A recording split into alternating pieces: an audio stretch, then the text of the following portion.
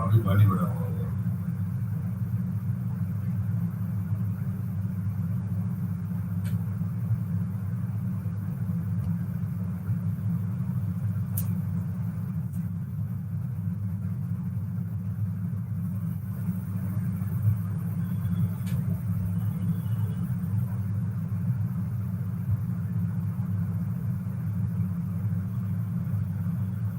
Hello.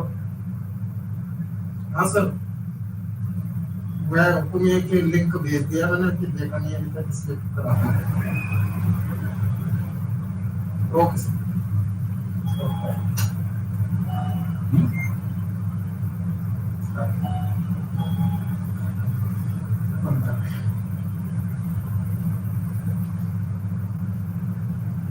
चौथा हुआ।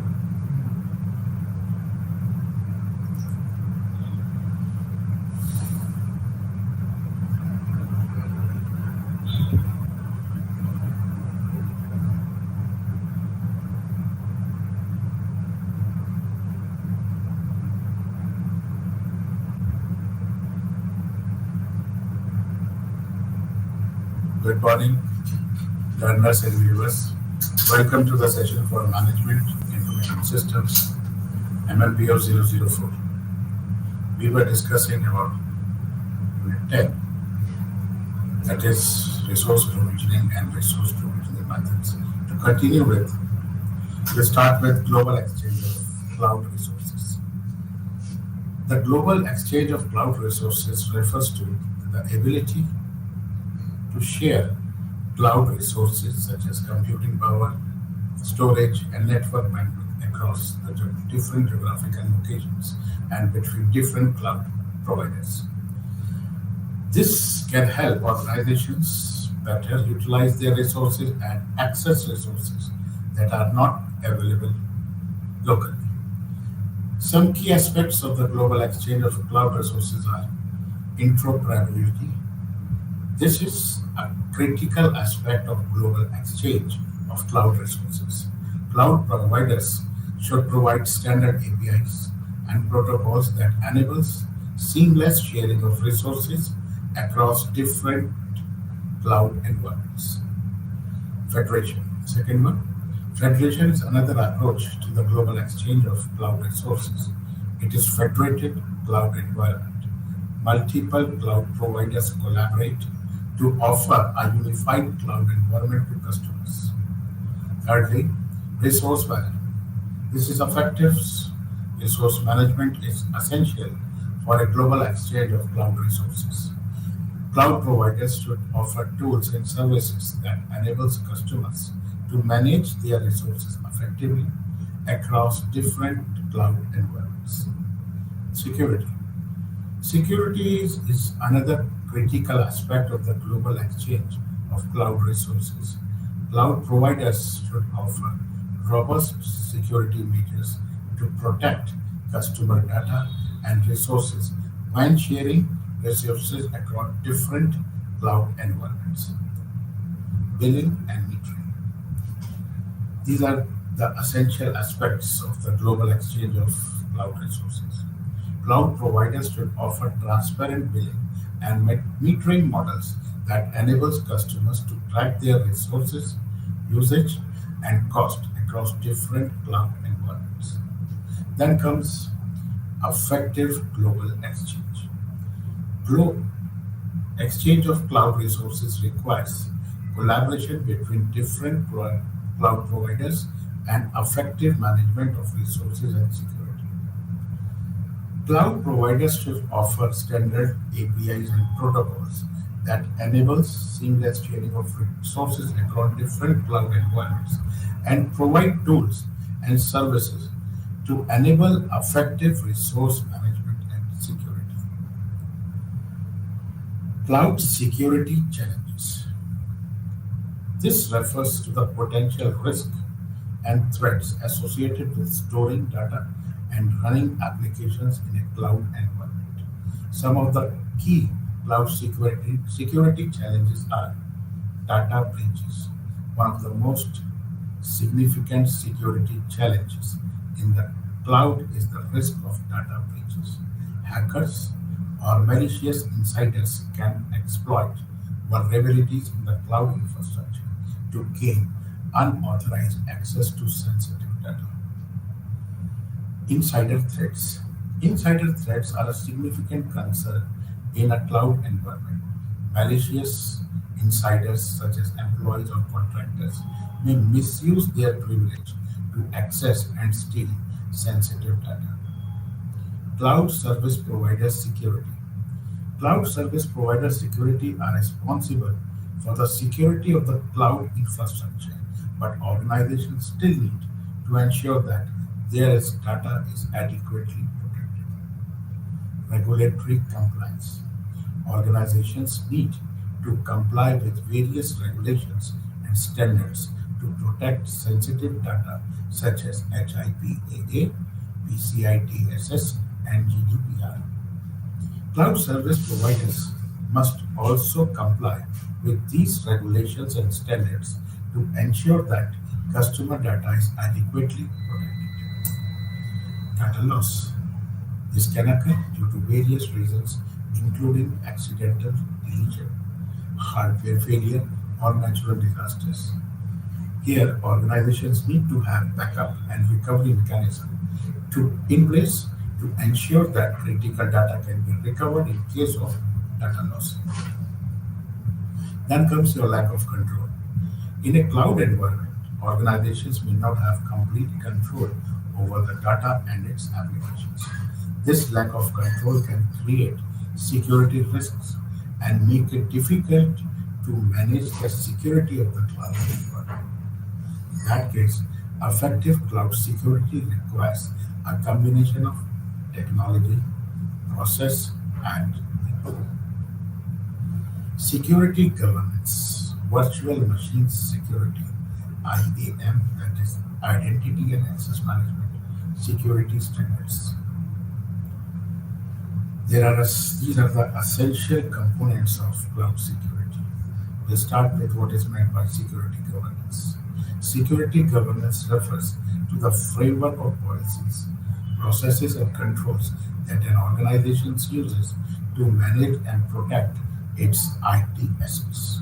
In the context of cloud security, security governance is critical for ensuring that cloud services are used in a secure and compliant manner. Virtual security, machine security. This is essential for protecting the virtual infrastructure that runs in the cloud. Virtual machines are vulnerable to a range of threats, including malware, unauthorized access, and data theft. Organizations need to ensure that virtual machines are adequately protected with security controls such as firewalls, encryption, and vulnerability management. Then comes your identity and access management, or in short, we call it as IAM. IAM is a critical component of cloud security that provides a framework for managing user identities and access to cloud resources. IAM includes authentication, authorization, and access control mechanism that ensures that only authorized users can access cloud resources. In short, we can say that IAM includes three A's, that is authentication, authorization, and access control. Now we move to security standards. Security standards are a set of guidelines and best practices that help organizations to ensure that their cloud environment is secure and compliant. Examples of security standards includes ISO 27001, PCI DSS, and NIST. Now we move to cloud technologies and advancements. Some of the key advancements in cloud technology are serverless computing. Serverless computing allows developers to build and run applications without the need to manage servers. In serverless computing, cloud providers manage the infrastructure and automatically scale resources based on application demand. Artificial intelligence and machine learning. Cloud providers offer artificial intelligence and machine learning services that enables organizations to build intelligent applications that can automate processes, analyze data, and provide insights. Multi-cloud. This is a practice of using multi-cloud providers to meet different business needs. This enables organizations to avoid vendor lock-in, reduce costs, and improve resilience. Edge computing. This brings computation and data storage closer to the end user, reducing latency and improving performance. Edge computing is particularly used for applications that require real-time processing, such as IoT devices. That IoT is Internet of Things. Hybrid cloud. This is a combination of private and public cloud environments. Hybrid cloud enables organizations to leverage the benefit of public cloud, such as scalability and cost effectiveness, while maintaining control over the sensitive data in private cloud environments. Containers. This enables developers to build and deploy applications quickly and reliably. Containers provide lightweight alternative to virtual machines and enables application to run consistently across different environments. Cloud native architecture. It is an approach to building applications that leverage cloud technologies such as containers, microservices, and API gateways. Cloud native architecture enables organizations to build scalable, resilient, and agile applications that can be deployed in any cloud environment. Now, if we move to Hadoop, this Hadoop is an open source framework that is used for distributed storage and processing of large data sets. The framework is designed to be scalable, fault tolerant, and cost effective, making it an ideal solution for big data processing. This consists of two components: Hadoop distributed file system, what we call it as HDFS, and second one is MapReduce. HDFS is a distributed file system that provides reliable and scalable storage of large data sets. It is designed to run commodity hardware and provides a fault-tolerant mechanism that ensures data is not lost in the event of hardware failure. Then comes your MapReduce. This is a programming model that is used for processing large data sets in a distributed environment. It works by breaking down large data sets into smaller chunks and processing them parallel across a cluster of computers. Hadoop also includes a range of additional tools and technologies that are designed to work with ADFS and MapReduce, such as if we talk about Hadoop Yen, it is a resource manager that enables multi-data processing engines to share a common cluster, and it provides a framework for managing resources and scheduling tasks across a cluster of computers. Secondly, Hadoop Common. It includes common utilities that are used by other Hadoop components, and it provides a set of libraries and utilities that enable developers to build applications. Hadoop ecosystem. This includes a range of tools and technologies that are built on the top of Hadoop, such as Apache Spark, Apache Hive, Apache Pip. These tools provide additional functionality for processing and analyzing large data sets. Here we can see what are the advantages and disadvantages of Hadoop. If we talk about advantages, no doubt cost saving, scalability is there, flexibility, speed is fast, fault tolerance, high throughput, and minimum network traffic. If anything has advantages, it will have disadvantages also. Disadvantages may be or are vulnerability, security, batch processing, high-up processing, small data surrounding, and problem with small files. These are the disadvantages of R2. Now, we move to VirtualBox. This is again a free and open source virtualization software that allows user to run multiple operating systems on a single computer. This was devised by Oracle Corporation in 2007. VirtualBox users can create virtual machines that stimulate an entire computer system, including its hardware and operating system. VirtualBox supports a wide range of operating systems such as Windows, Linux, Mac operating system, and so on. VirtualBox is a powerful and flexible tool for virtualization, and its open source nature makes it a popular choice among the developers and enthusiasts alike. Now comes Google App Engine, that is GAE. It is a cloud computing platform developed by Google that allows developers to build and host web applications of Google infrastructure. It was introduced in 2008 and since become a popular choice for developing and deploying web applications.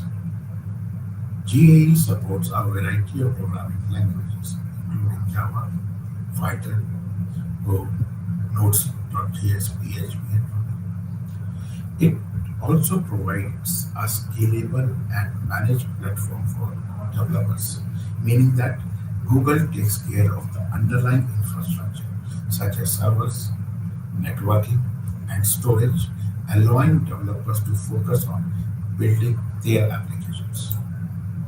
Federation in the cloud. There are four levels of federation.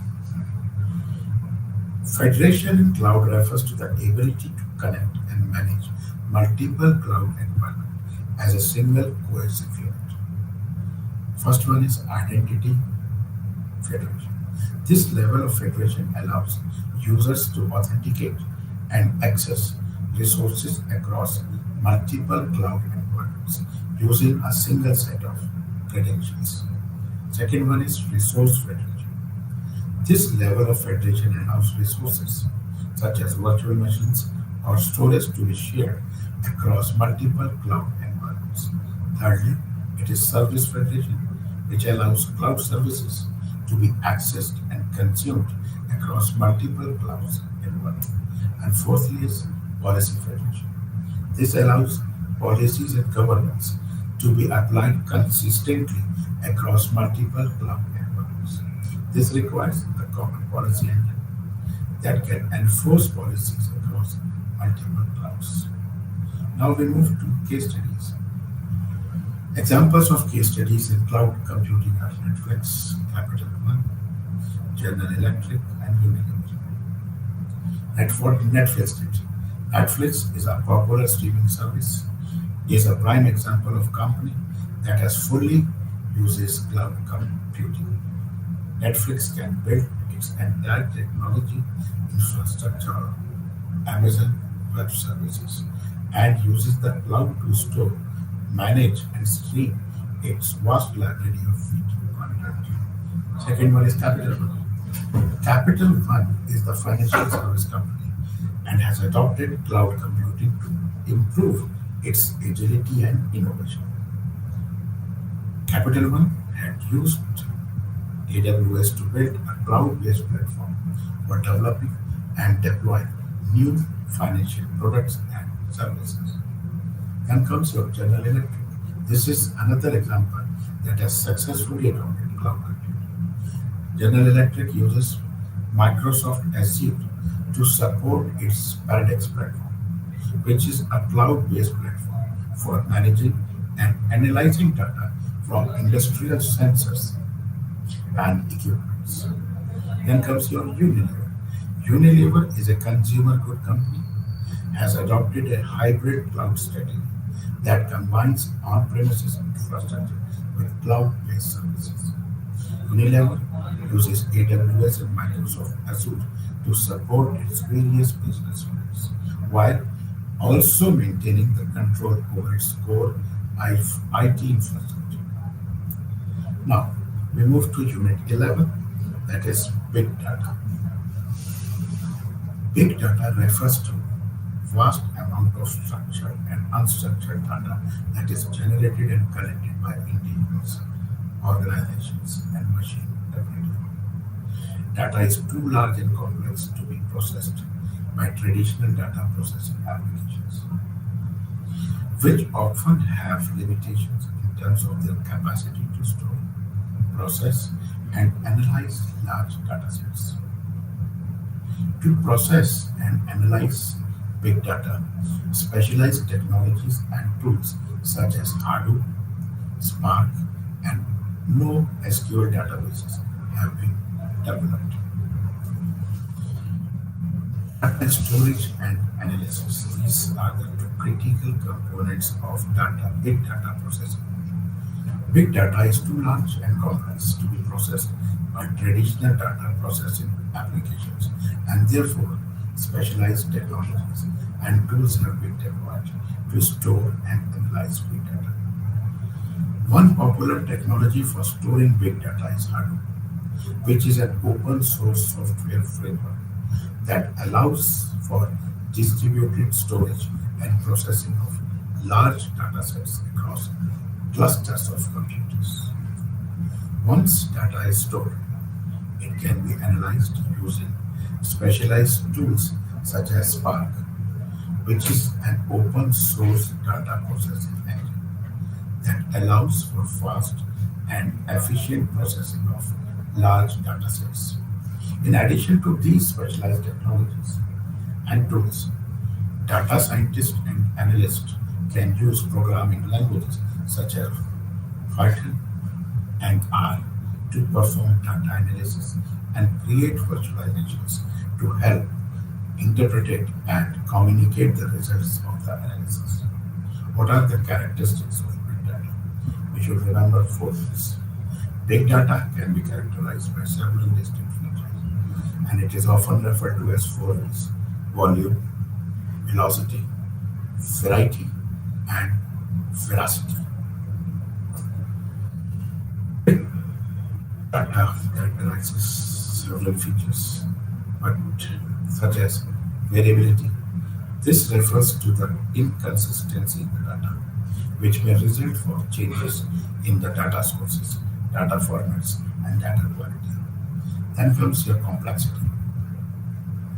This refers to the difficulty in understanding and processing large and diverse data sets, including handling unstructured data, dealing with data integration challenges, and identifying patterns and trends. Accessibility. This refers to the ability to access and share data across different platforms and systems while ensuring data privacy, security, and compliance with regulatory requirements. How big data classification is done. Big data can be structured, semi-structured, or unstructured. If we talk about structured data, this is a well-organized and easy to process, like data in a database. Semi-structured data such as XML and JSON have has a defined structure but may not contain unstructured data. Unstructured data such as social media posts or images does not have a specific structure and it is difficult to process them. Internal and external, based on the source of the data. Internal data is generated within an organization, such as sales data or consumer data. External data, this comes from the sources outside the organization, such as social media data, weather data, or financial data. Batch and real time. This classification is based on the velocity of the data. Batch data processing involves analyzing data in large batches, often overnight or at set intervals. Real-time processing involves analyzing data as it is generated, like processing stock market in real time. What is the need for classification of data? Convert unstructured data into useful information, find meaning and accurate data, understand the relationship between different groups, specifically identify any feature in the datasets, convenience data on datasets, and ease the data access. Descriptive, diagnostic, predictive, and prescriptive. This classification is based on the analytics approach. If we talk about descriptive analytics, this involves summarizing historical data to understand what has happened. Diagnostic analytics involves identifying the cause of a particular event or pattern. Predictive analytics involves forecasting future events or patterns based on historical data. Prospective analytics involves recommending actions based on insights from predictive analytics. What are the different techniques for handling big data? We'll start with distributed file system. Distributed file system such as Hadoop, distributed file system which we call as HDFS, and Apache Cassandra. This enables distributed storage and processing of big data across a cluster of computers. In-memory data processing systems such as Apache Spark and Apache Flink allows for faster processing of big data by storing the data in memory rather than on disk. NoSQL databases such as MongoDB and Cassandra are designed to handle unstructured and semi-structured data and provide high scalability and availability. MapReduce is a programming model that is used to process large datasets in parallel across a cluster of computers. Data compression. This is a technique as gzip and bzip2 can be used to reduce the bit size of the data, making it easier to transfer and store. So that to make a zip file. Data partition. This involves dividing big, large datasets into smaller subsets to enable distributed processing. Cloud computing.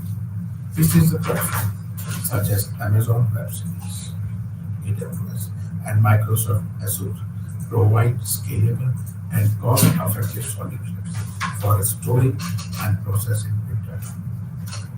Machine learning is a technique that can be used to analyze big data and identify patterns and insights that can help organizations make informed decisions.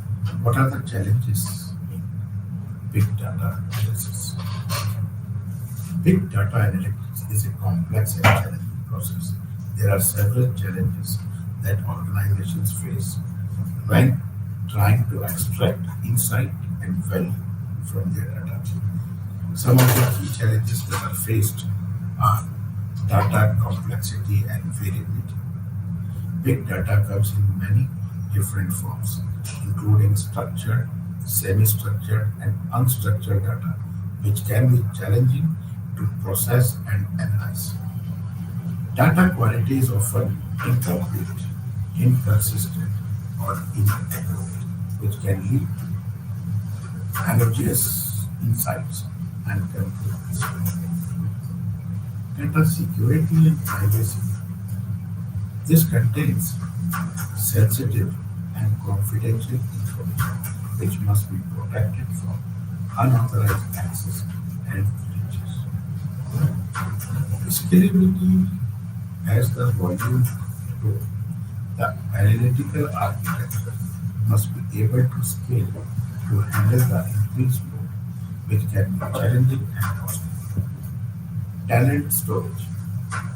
There is a shortage of skilled data scientists and analysts who are able to process and analyze big data efficiently.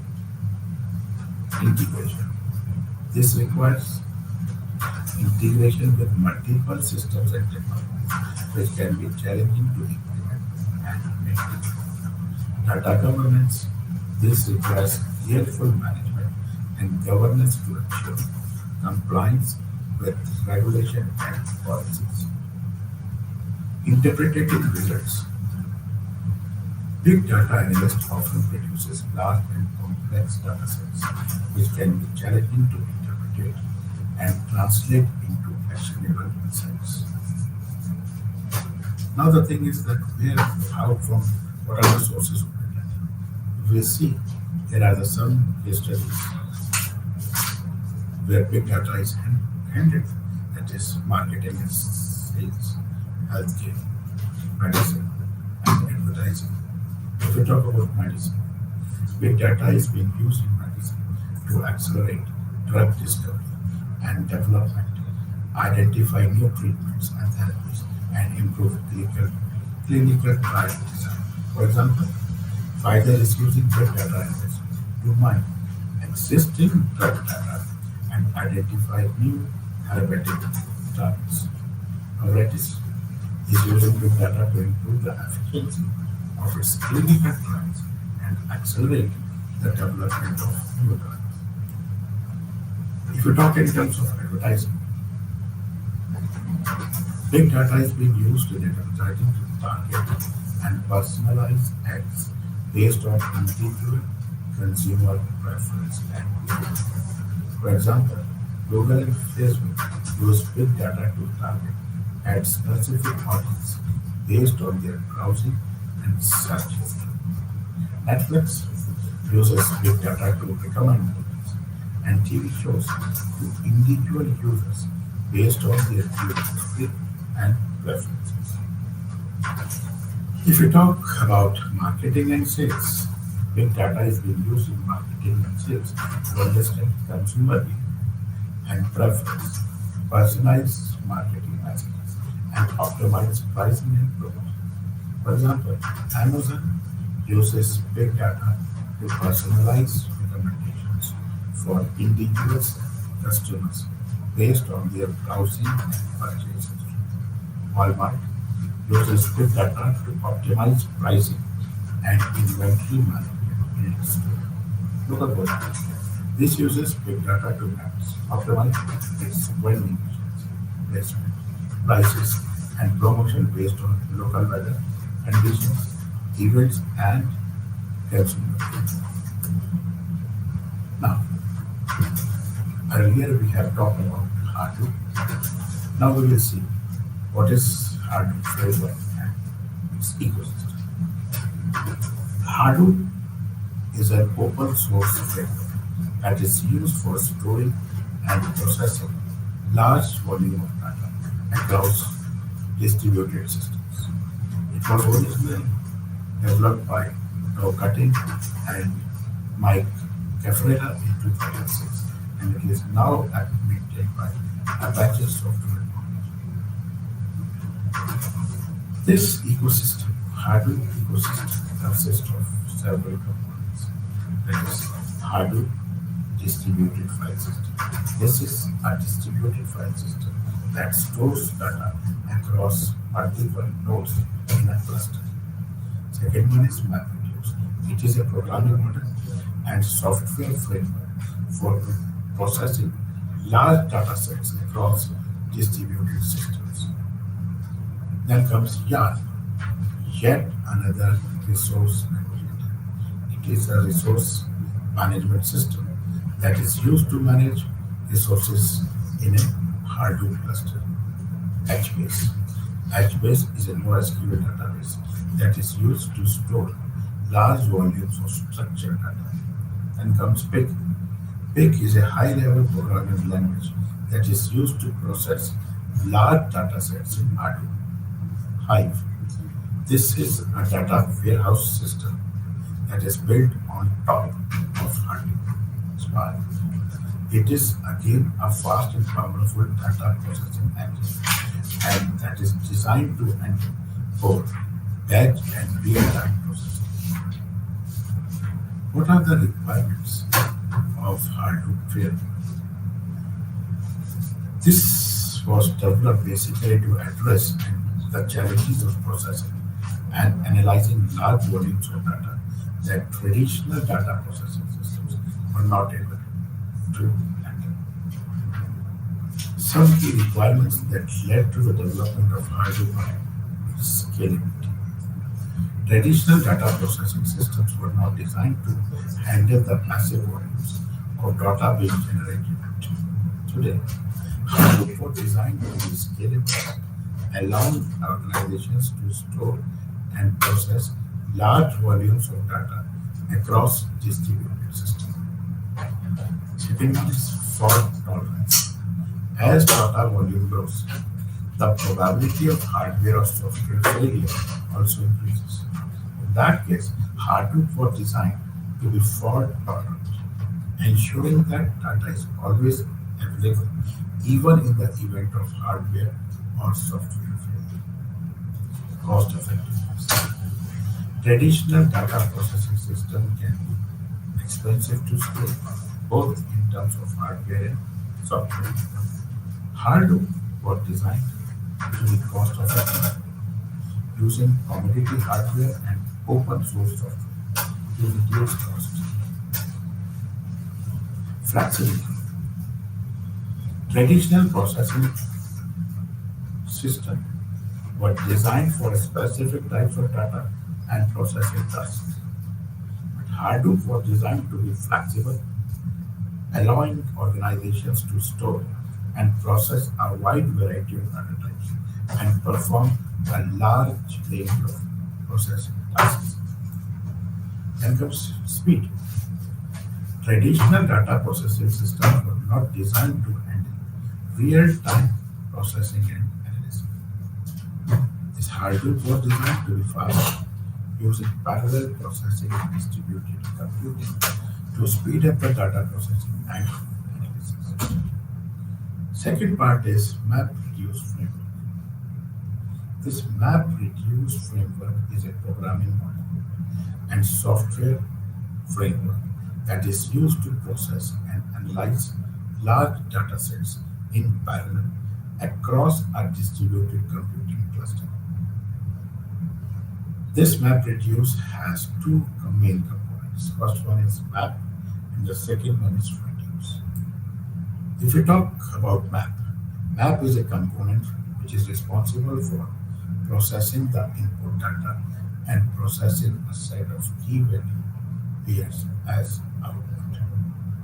Each map task processes a portion of the input data and generates intermediate keys value pairs which are then passed on to reduce tasks. Second one is reduce. The reduce component makes the intermediate key value pairs generated by the map task and combines them to produce a final set of key value pairs as output. Each reduce task processes a subset of the intermediate data generated by the map task, which are grouped by a key.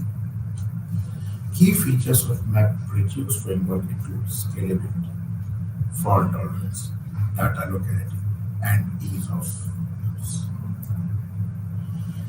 Some popular implementations of MapReduce frameworks include Apache Hadoop, Apache Spark, Apache Flink. Now we move to enterprise resource planning, that is our unit 12. Now the question arises, what is meant by enterprise resource planning? In short, it is ERP. This is a type of software system that integrates various business functions and processes such as financing, accounting, human resources, inventory and supply chain management, customer relationship management, manufacturing, into a single unified system. That means it is a complex and complicated software. But the goal of ERP system is to streamline business operations, improve efficiency, and facilitate better decision making by providing a real-time data interface. ERP system typically uses a centralized database which allows data to be shared across departments and functions.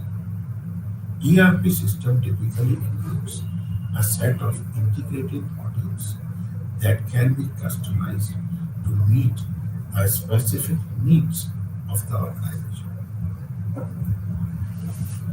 This ERP system can be employed on premises or in the cloud and can be customized and configured to meet the unique requirements of an organization. They can be used by businesses of all sizes, from small startups to large multinational corporations. How the evolution of enterprises was planning to this have been evolved over several decades, from basic inventory management system to sophisticated integrated software platforms that manages all aspects of the organization's operations. If you go back into the history, from 1960 to 70, we have material requirement planning system that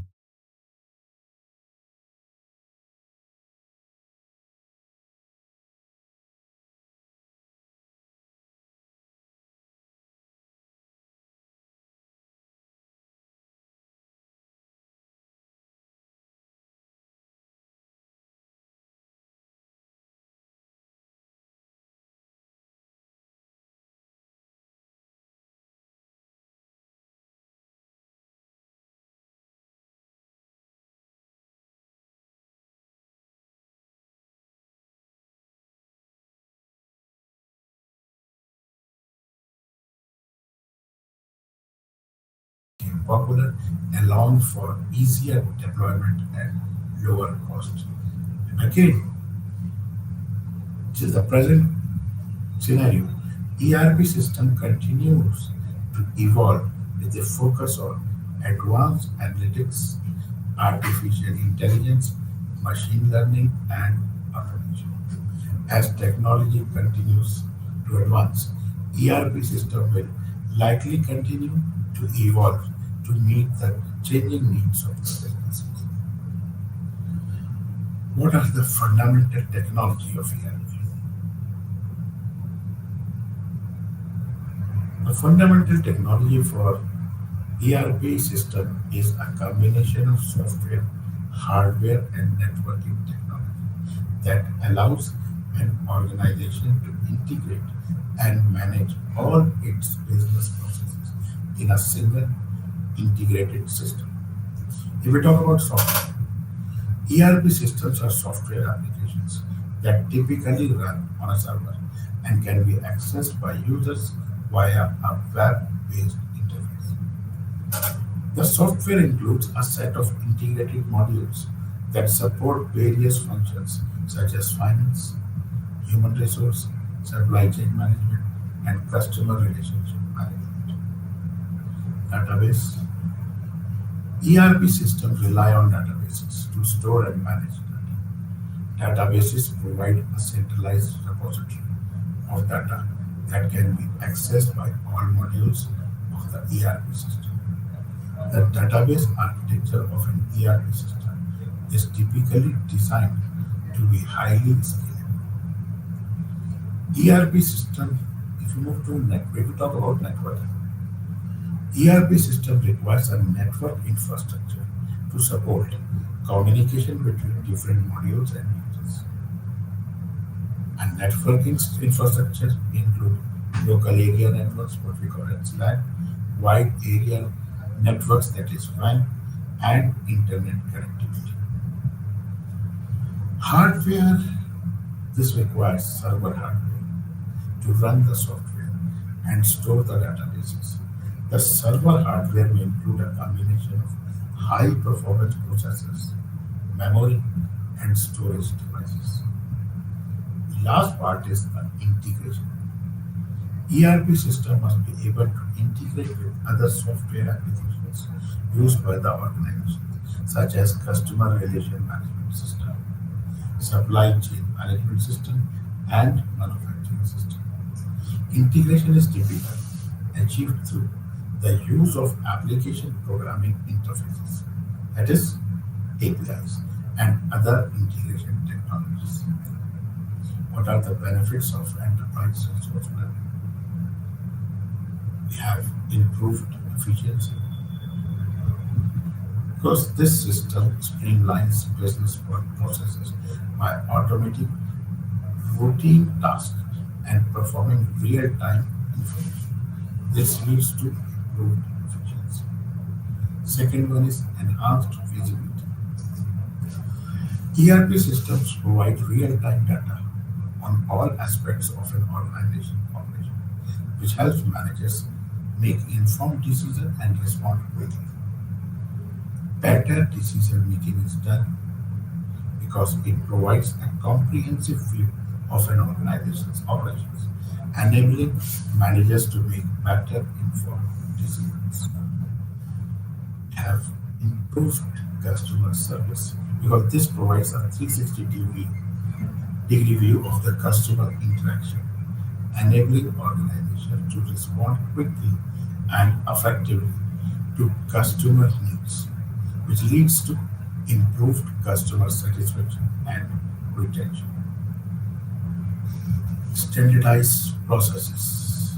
This ERP system standardizes business processes across an organization, ensuring inconsistency and reducing errors, which leads to improved quality and increased efficiency of the system. Then comes your improved inventory management. ERP provides real-time visibility into inventory level, enabling organizations to optimize inventory levels and reduce carrying costs. Improved financial management. Since ERP systems provide real-time financial data, enabling organizations to manage cash flows and reduce financial risk. What are ERP solutions and functional modules? ERP solutions are typically comprised of various functional modules that are designed to manage specific business processes within an organization. Now we will be talking about some common functional modules which are found in ERP system. We will start with financial management. This involves functionalities for managing financial processes such as accounts payable and receivable, general ledger, fixed assets, cash management, and financial reporting. Then comes the second part is the human resource management. This module includes functionalities for managing employee data, payroll, benefits, performance management, and training and development. Then comes your supply chain management. This module functionality for managing procurement, inventory, warehouse management, and order fulfillment. Then comes your production planning and control. This module includes functionalities for managing production, planning, scheduling, and tracking of manufacturing processes. Sales and marketing. Again, this model includes functionalities for managing customer data, sales order management, pricing, and marketing campaigns. Lastly, but this is not the least last one, customer relationship management. This module includes functionalities for managing customer interaction, such as customer service requests, sales leads, and marketing campaigns. Project management. This is for managing projects, planning, schedule and tracking of project tasks and resources. Quality management. This is related to managing the quality control processes such as inspection, testing, and corrective actions. Last, business intelligence. This module provides analytical tools and dashboards to help users make informed decisions based on real-time idea. Now we move to business process reengineering, that is BPR.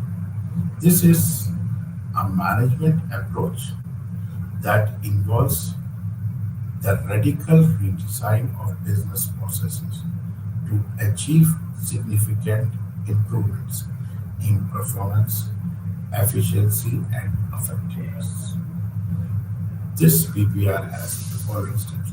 First one, identify processes for reengineering. Second, analyze existing processes. Third one, design new processes if required. Fourth one, implement new processes. Fifth one is monitor and refine. BPR can help organizations improve operational efficiencies, reduce costs, improve quality, enhance customer satisfaction, and increase competitiveness. Now comes supply chain management, SCM, its application. SCM refers to the management of flow of goods and services from point of origin to the point of consumption. Primary goal of SCM is to optimize the flow of goods and services, reducing costs and increasing efficiencies while maintaining high level of quality and customer satisfaction. SCM involves a range of activities including procurement, production, transportation and logistics, warehousing and inventory management, distribution and customer service. This SCM helps organizations to reduce costs, increase efficiency, and improve customer satisfaction by optimizing processes, improving quality, and reducing lead times. Now, we move to online analytical processing. In short, we call it as OLAP. This OLAP is a computer-based approach to data analysis that enables users to analyze large amount of complex data from multiple perspectives in real time. These systems are designed to provide fast, flexible, and interactive access to data to support complex analytical queries and decision-making processes. OLAP is typically used in business intelligence application and data warehousing, where large amount of data is stored in a central repository for analysis. This system are optimized for complex queries and are designed to enable users to quickly and easily navigate through large data sets to identify trends, patterns, and insights.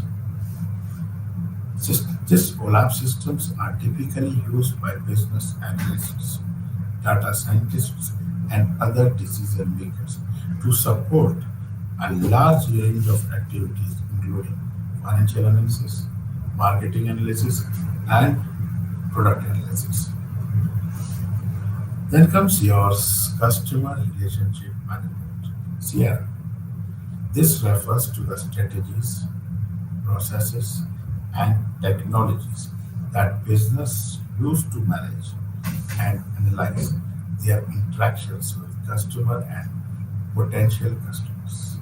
The goal of CRM is to improve customer satisfaction, loyalty, and retention by providing a more personalized and effective customer experience. CRM system typically includes a range of features and functions that enables businesses to manage, such as customer data, track customer interaction, and automate various customer-related processes. Executive Support System, in short, we call it as ESS. This is a computer-based information system designed to provide top-level executives with the information they need to make strategic decisions. ESS is typically used by senior executives and board members who require access to real-time, high-level data and analysis to support their decision-making process. ESS provides executives with a large range of tools and capabilities such as data visualization, trend analysis, and scenario planning. ESS is designed to provide executives with a comprehensive view of their organization's performance, including financial data, market trends, and competitor analysis. Now, how this implementation of ERP takes place? What are the implementation methodologies and approaches? ERP implementation methodologies and approaches are structured process used to plan, design, develop, and deploy an ERP system within an organization. Some of the most common ERP implementation methodologies and approaches are waterfall methodology, agile methodology, hybrid methodology, PPR re-engineering, Big Bang approach, and pilot approach. What is the life cycle of ERP? As everything which starts comes to an end. Here also, something in different form is being used. This refers ERP life cycle refers to the various stages that an ERP system goes through from its conceptualization to its retirement. The different stages are planning. The planning stage involves identifying the organization's need and requirements, defining the scope of the ERP system, and selecting the appropriate ERP solution. The different stages which are involved are project plan, setting timelines, and determining the project budget. Second part is analysis. The analysis stage involves assessing the organization's existing processes, identifying gaps, and defining the required modifications to align with the ERP system. Design. The design stage involves creating a detailed blueprint of the ERP system. This stage involves defining the technical architecture, data migration plan, and system configuration. Next one is development. After designing, it is the development stage, which involves building and customizing the ERP system based on the design specification. The development has been done. Next step is testing. The testing stage involves verifying that the ERP system meets the requirements and functions as expected. This stage includes testing the system's functionality, performance, and security. That means all aspects are tested. If found suitable, then it comes to the deployment stage. Here, it involves installing the ERP system and transitioning it to the new system. Once it is installed, then comes its maintenance. The maintenance stage involves ongoing support, maintenance, and updates to the ERP system. This stage includes monitoring the system performance, addressing issues if any, and making enhancements. Once it is used, it comes to the retirement stage, which is the retirement. The retirement stage involves retiring the ERP system when it is no longer needed or is replaced by a newer system. This stage also includes data archiving and disposal. Now we move to Unit 13, that is application of IoT, artificial intelligence, and virtual.